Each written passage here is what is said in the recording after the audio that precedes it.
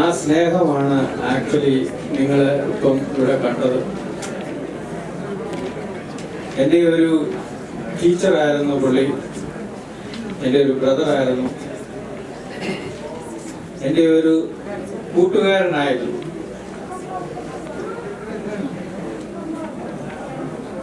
വേർപാടിൽ ദുഃഖമുണ്ട് എന്നിരുന്നാലും അച്ഛനോട് അച്ഛൻ്റെ ആത്മാവിന് വേണ്ടി ഇന്ന് പ്രാർത്ഥിക്കുകയാണ്.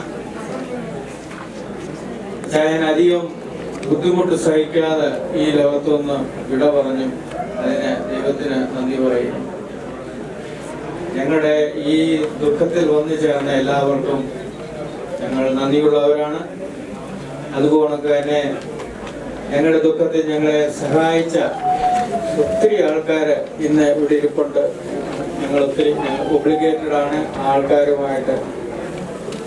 Puthuparambil family, Kunnappilly Mattathil family, Kuruttuparambil family, അതുകൊണ്ട് കിടയാഞ്ചേരി ഫാമിലി, അങ്ങനെ 4 മക്കളാണ് അച്ഛന് പ്രത്യേകമായിട്ട് സ്നേഹം കൊടുത്തത്. ഇങ്ങനെ അവസരത്തിൽ ഓർക്കുന്നു. നിങ്ങൾ തന്ന എല്ലാ സ്നേഹത്തിനും നന്ദി പറയുകയും അതിനോടുകൂടി ഈ funeral ഹോമിന് we are giving the thanks what about hospitality they given. Thank you very much. അധികം നീട്ടുന്നില്ല. അടുത്തതായി വലിയ ഓഫീസ് തുടങ്ങുകയാണ്. സന്തോഷം. Thank you. നമ്മുടെ IKCC പ്രസിഡന്റ് മിസ്റ്റർ കുര്യൻ മേടയിൽ ഇവിടെ എങ്ങാണ് ഉണ്ടെങ്കിൽ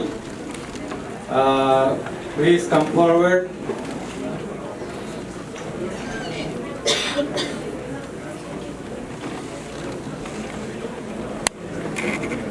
കുര്യച്ചനെ പഠിപ്പിച്ചാണെന്നാണ് എൻ്റെ പരിപൂർണ്ണ വിശ്വാസം. അച്ചായൻ